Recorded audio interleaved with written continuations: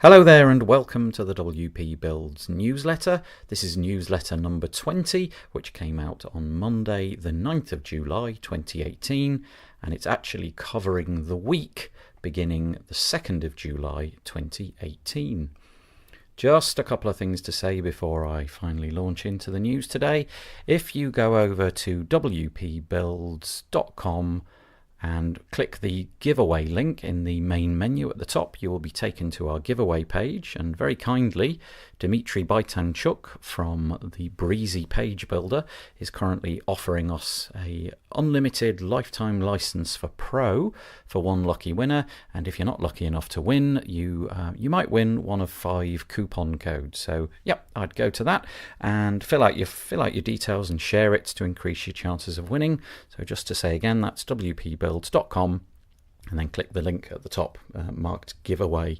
Okay, great. The other thing to mention is if you go to wpbuilds.com/deals, you'll be able to see there's a whole bunch of deals for 20%, 80% and so on of various plugins like Toolset, Malcare, Blog Vault, Block Party, and various other ones. We'll have ones added in over time as we get them. And wpbuilds.com/subscribe. Okay, let's begin. WordPress 4.9.7, which was a security and maintenance release, came out this week. There's not really a lot to say about this. It's a very uninteresting release, and I think it was partly pushed out because of the vulnerability that was discovered last week, and we covered from the WordFence side of things, where a person with editor access could actually delete the wp-config file and therefore render the install kind of useless and could own it, if you like. There's a couple of things. Taxonomy, improved cache handling for term queries, post types, clear post password cookie when logging out, allow basic HTML tags in widgets, and that's pretty much it of any interest. So yeah, it's really all about the security update. And with that in mind, our second article today is from the wordfence.com website, who actually did discover another vulnerability, a second vulnerability, very similar to the one that was discovered, which forced the 4.9.7 update. But it seems that this has been handled by the WordPress team. So the advice would be, if you haven't got yourself updated to 4.9.7, well, really, you should have done by now, because, you know, it's automatic. Get on with it. Go and update them. Okay, the next one is on the WP Tavern website, and it's entitled WordCamp Incubator Program 2018, and it's about the fact that three new venues have been included as WordCamp incubators. They are Montevideo, Uruguay, and Kota Kinabalu, which is in Malaysia, and they have been put forward for 100% funding for some WordCamps going forwards. I think this is a great initiative. You know, the idea is they don't have to generate revenue. They can just get on with organising the WordCamp, hopefully have 75 or more attendees, and 100% of the costs will be met. And so they can, you know, worry about getting attendees instead of, worrying so much about how they're going to manage that. So that's a nice initiative, and I like that. Okay, the next one is from talkmag.io, and it's entitled "What Does the WordPress Community Think of the Gutenberg Editor?"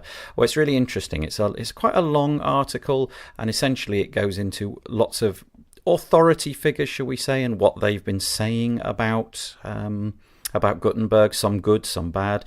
Apparently over on the WordPress plugin repository, there are 503 reviews thus far, and it's only got a 2.7 out of 5-star rating.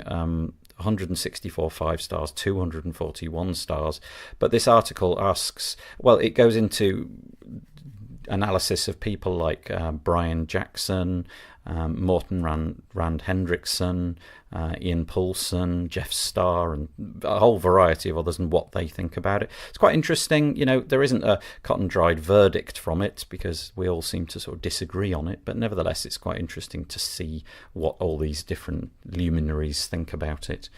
Okay, the next one is on the WP Tavern website, and it's about the fact that there's a new React client-side app called Just Right, and it enables you to create your content through this React app. It's a bit of a work in progress. It's from developer Jason Bobich, and he's written this in a 10-day exercise in learning all about the WordPress REST API. To me, it looks really cool. I do like the minimal interface, and yet again, it just speaks to the fact that the WordPress REST API, although it's been forgotten a lot with Gutenberg going on, there's a lot of good stuff in there, and we could have some really interesting editing experiences, really unique. And this looks magnificent. I just like the clean UI. The menu items just all look like they've been well thought out, and it's something that I could see myself using. Okay, now WordPress 4.9.7, as we've just said, has just dropped. However, we're now already turning our attention to 4.9.8 because it's not going to be too long in the making. It's targeted for the end of this month, so July 31st, 2018. And for the very first time, it's going to have the try Gutenberg call out. So maybe it'll be a button or something like that. I don't really know. But they're saying this is going to happen now. So at 4.9.8, which is going to roll out within a month, you are now going to have people phoning you up, your clients phoning you up saying, should I try Gutenberg? What is it? So maybe it's time for you, if you haven't explored it already, to go and have a proper look, because WordPress are going to be pushing it very, very soon. Okay, the last one, which is to do with WordPress, is actually the Elementor 2.1 UI update. If you're an Elementor page builder user, then there's quite a lot of new stuff in there. For example, you can copy styles, copy and paste elements. There's a collapsible category panel and various other things. If you've been in Elementor in the last few days, no doubt you've seen this, but if you click on the link, you'll go to a YouTube video where it's all beautifully explained. Great. Okay, and what else have we got? We're moving on from WordPress news now. Just a couple of silly items, really. Apparently NASA are very soon going to be launching a spaceship at the sun. And there's a nice article on The Verge which shows the engineers fitting the heat sink. So obviously getting anywhere near to the sun, and apparently this thing will get within some 4 million miles of the sun, which is pretty close. The idea is that obviously you've got to protect all this stuff, and whilst one side of this spaceship will be presented with 2,500 degrees Fahrenheit. Apparently on the other side of the heat shield it'll be a balmy 85 degrees Fahrenheit. So there we go. Interesting story, if you like spaceships like I do. And finally, it's a sort of tragic story really, but obviously if you've been watching the news lately, you'll know about these poor children who've been trapped in this cave in Thailand.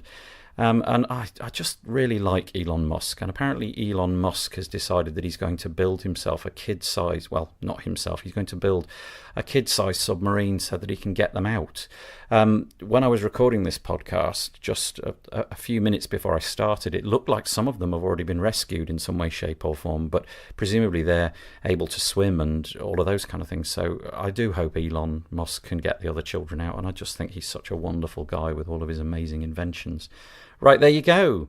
I hope you've enjoyed this week's news. Please join us on Thursday for the WP Builds podcast. And if I don't speak to you soon, have a lovely, lovely week. Bye-bye.